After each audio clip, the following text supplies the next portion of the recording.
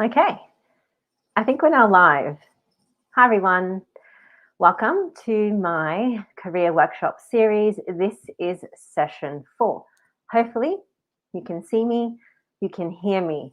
So today my challenge is to avoid using my hands so much because it seems that when I do, it makes the camera go a bit blurry. And I'm also not going to be sharing my slides today because it didn't work out last time.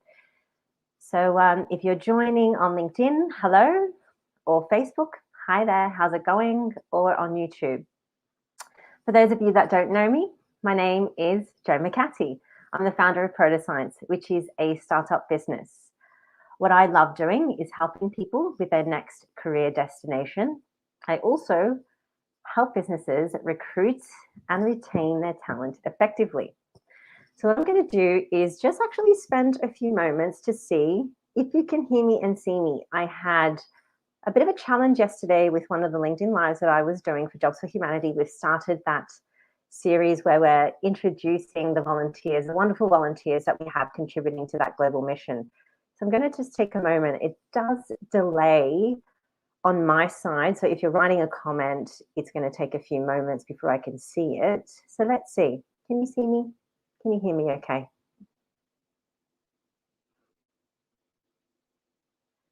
Right. I'm assuming so. So let's begin. So today we're going to be focusing on networking strategy and approaches. But what I wanted to do is take you through the recap from the last 3 weeks, the 3 sessions that we've had already. So the recap has entailed the self-evaluation piece. That's stage 1. Stage 1, if you haven't already written down your achievements, defining moments, and big decisions, then what I would ask for you to do is, if you're watching this right now, start from that first session and get some inspiration as to what I've asked you to do for the activity there. Because the self-evaluation piece is quite important before you embark on anything new, or if you're deciding on, irrespective of timeline, if it's right now, or if it's 3 months, or if it's 12 months from now, you need to know your key skills, what you want to be using more of, what makes you happy in the work environment. That's why it's key to do the self-evaluation. And it allows you to start framing your professional story adequately because you feel self-confident that you know what skills you bring to the table, okay? The second session was all about, okay, so you've established, you've done an assessment, you've asked the cohort around you maybe, how do I show up in the work environment? What's it like for you to work with me? You've got some insights into yourself. Then you can start framing, okay, what are some of the options that I can really go for with the skills that I have so far to date? And if I'm exploring an option where there seems to be a gap, then, what kind of education do I need, or what certification do I need to complete? That's when you start to do the research. And the key factor for that, the key takeaway, if you like, was knowing your must-haves. When you're exploring anything new, whether it's in the business that you're working in, there are internal career pathways, but you're not sure, you haven't got a clue about, what opportunities exist for you. You have to understand what your must-haves are for the next role that you go to embark on. So knowing what you want is quite important. So knowing yourself, knowing what you want, and then knowing what options you want to pitch yourself to. Then in session 3, it was all about the 2 most important documents that I guess recruiters and hiring managers look at when they're looking for people like yourself. The CV and LinkedIn and the considerations that go into that. And as much as we don't want to utilize a CV, sitting in the recruiter seat, we've seen so many. And I gave the average last week, 7,500 or thereabouts. If I worked out an average of, I see 1 CV per day over the 20 years tenure that I've had. So presenting your information, getting the toolkit or your branding portfolio collateral ready to go. And there were some key tips around LinkedIn, what to update, some quick takeaways, some quick actions, your photo, your background photo, your headline, making sure your photo seems approachable so people can reach out to you. That ties into the session that we're exploring today to do with networking. And the strategy piece is about, okay, having a strategy that ties into the career roadmap that you have. So even if you're not embarking on a new role right now, chances are in the future you will be, because you want to grow, you want to add value, you want to make an impact and a contribution. And the way to do that is to challenge yourself and push yourself forward and take that next step up or transfer those skills and add value to a business in some sort of way. So that's the recap from session 1, 2, and 3, and what we're going to be exploring today. And once again, if you're joining for the first time, this is a 7-part workshop series, and we're at week 4, session 4 at the moment.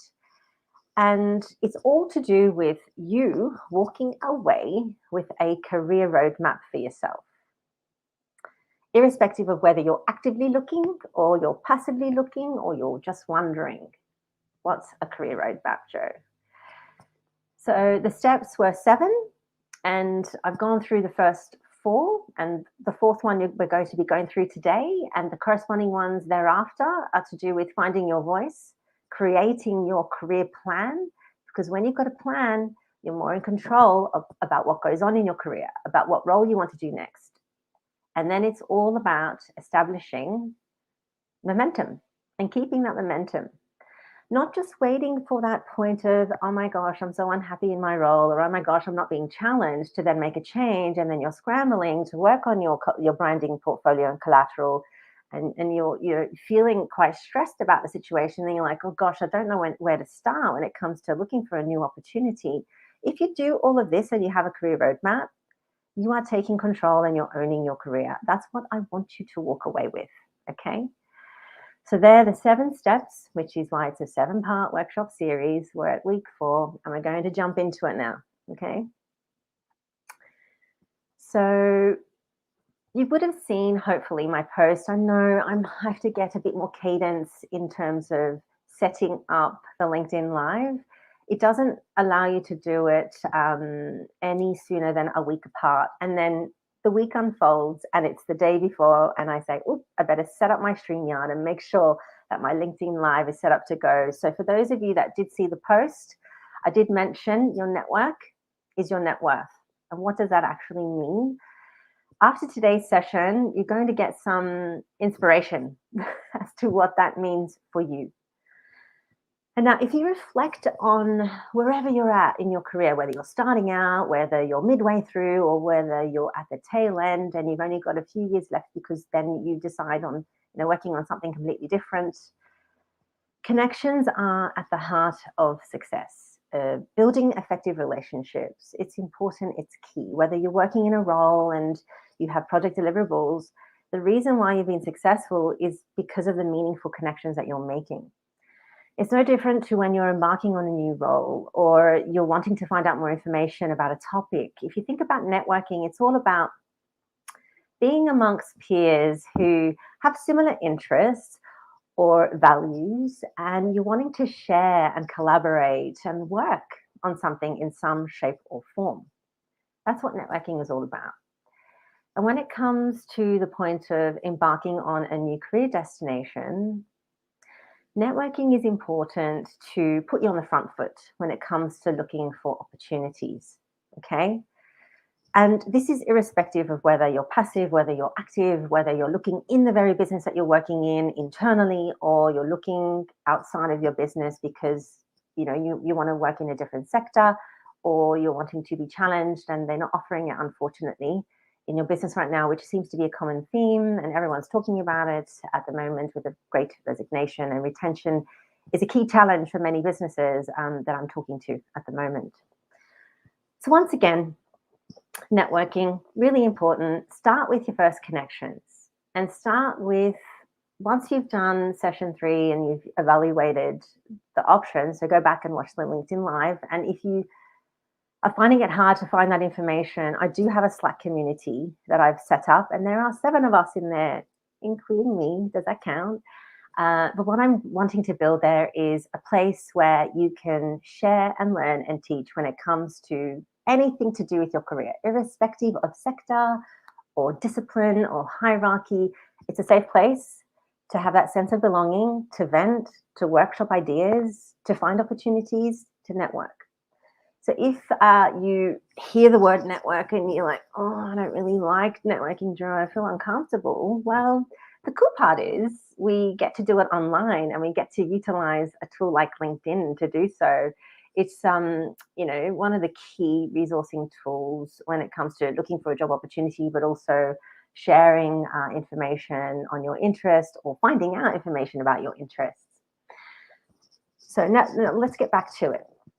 This is part of the career roadmap, networking, which should be done on an ongoing basis. Yes, it's that thing. It starts with knowing what types of roles you would like to aspire to. Okay, so the role options piece is really important that you've done before you do this. And why do I say that? Because you need a plan of how you're going to be approaching people and making connections. You're not just going to be click and connect and expecting you're going to get value or give value. That's not how it works. So start with identifying what kind of role options you're aspiring to do in the future. You've done your research, pick 5 organizations, top 5 organizations that you think, I like these organizations, and then start breaking down, why do you like these organizations? Is it their products and services? Is it how they show up?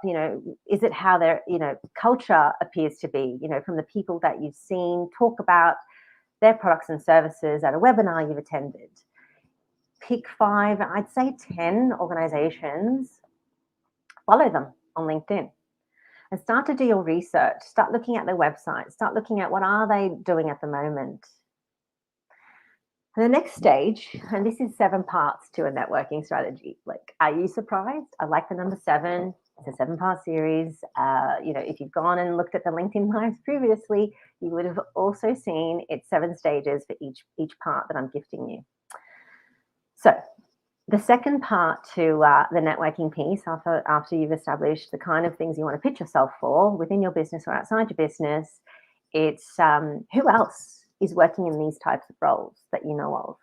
Look at your first connections on LinkedIn. Look at people in the business that you're working in. And the reason why I say look at people who are working in these roles that you're aspiring to do, because you're going to want to make an effective relationship happen with them. So you want to build a meaningful connection with them. So the next stage is about, okay, so you've got an idea on the kind of roles and the kind of organizations. You've done your top 10, you're following them on LinkedIn, you're starting to collate that information about them. And this top 10, it could be interchangeable. You might explore an organization and you look at the products and services and what they're doing and go, no, I don't think that's one I want to include. You need to swap it for another one. And the who's working in types of roles, why I'm saying this, I'm going to tell you later down the track. But the next stage to having, I guess, a good, effective strategy that ties into networking and helps you frame what you're wanting to do next, it's looking at the role options that you've explored, that you're aspiring to do. Where are these roles advertised? It may not necessarily be because you want to actively apply. It's more like you're collating information about example roles that you're wanting to execute at some point, whether it's in the near future, 3-month time frame, 12-month time frame, because you're in a role right now, but you want to step up into a leadership role. Start to collate a folder, if you like, of job descriptions that you've seen advertised in the marketplace. Now, the next stage, I'm going to go back to the listing of organizations, why that's important.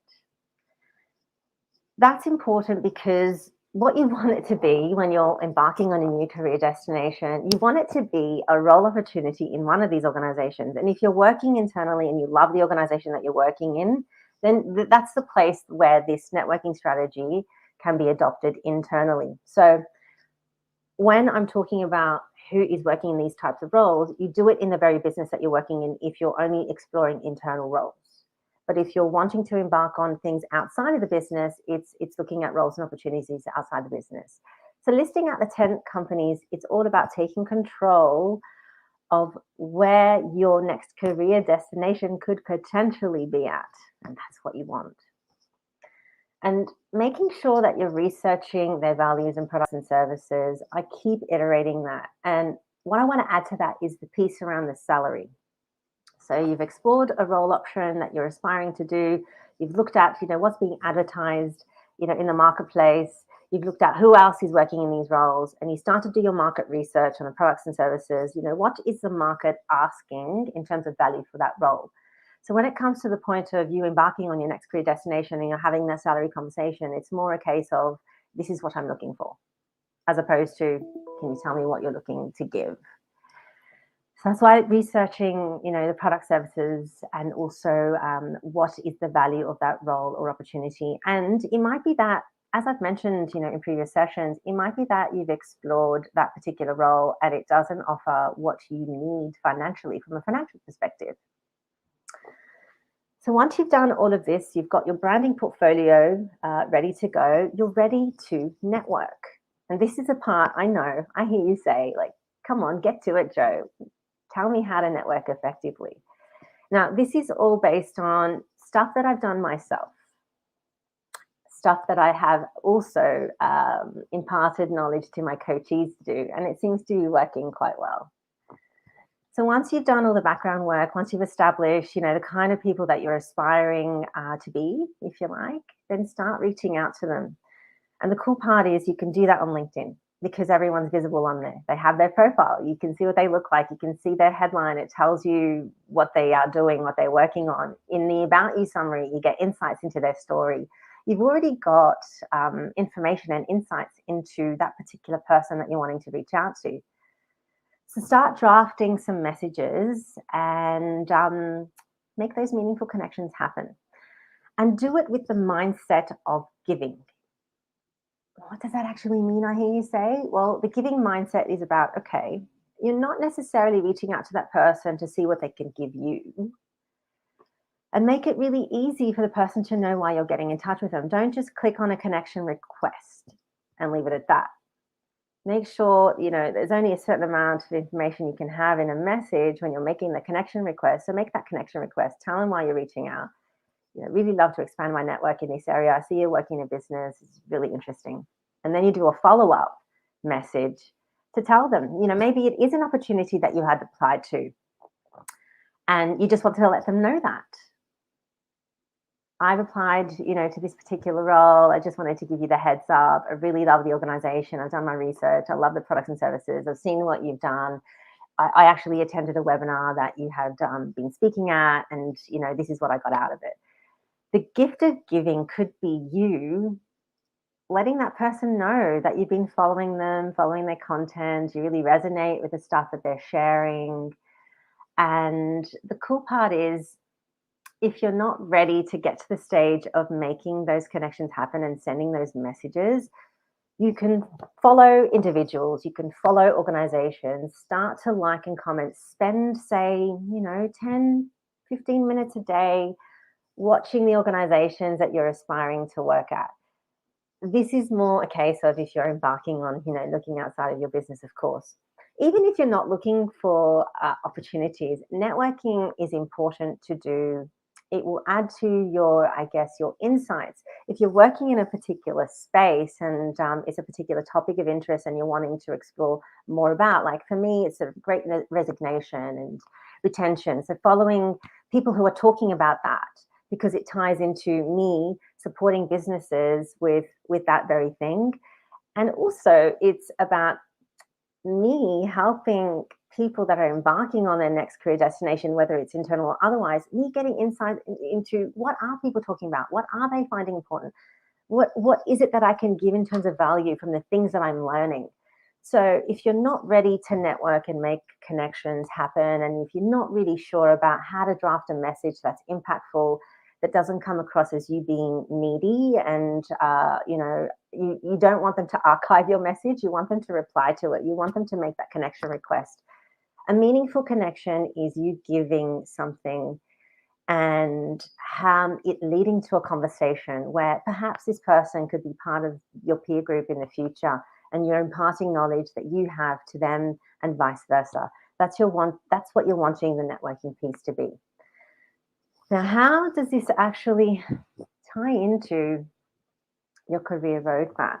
Why is networking important? Whether you are embarking on a next career destination or not, Networking, it allows you to really stay abreast of the topics that are of interest to you, that tie into the kind of vocations that you're working in or you're aspiring to do in the future. So, there are some key things for today. 15 minutes. I hope that I've delivered enough inspiration for you to walk away and go, okay, networking. Networking is all about making meaningful connections aligned to your interest. And if you've got the self-confidence to start reaching out to individuals, and use LinkedIn as the tool to do so. LinkedIn is such a cool place for you to do this. Start reaching out and drafting messages in particular that are all about what can you do for the individual that you're reaching out to, okay? Hopefully you found this useful. Please join the Slack community. We can take the conversation further. Can give you even more insights into what goes into an effective job search strategy. But the key things are you understanding who you are, what your skills are, the kind of roles and opportunities that you want to go for, looking for examples of those kind of opportunities, looking for people working in those roles, start making connections with them, start having conversations, and start expanding your network aligned to your interests, your values, and make sure you do the groundwork in terms of the organizations that you would love to work for, okay? And that's it. So hopefully I'll see you in the Slack community. I will share the link, and I will see you all next week. Same time, I will try and get better at setting up the LinkedIn Live in advance. I'm going to challenge myself to do it tomorrow. So I'll see you on the other side, everyone. Thank you for tuning in. Take care. Cheers.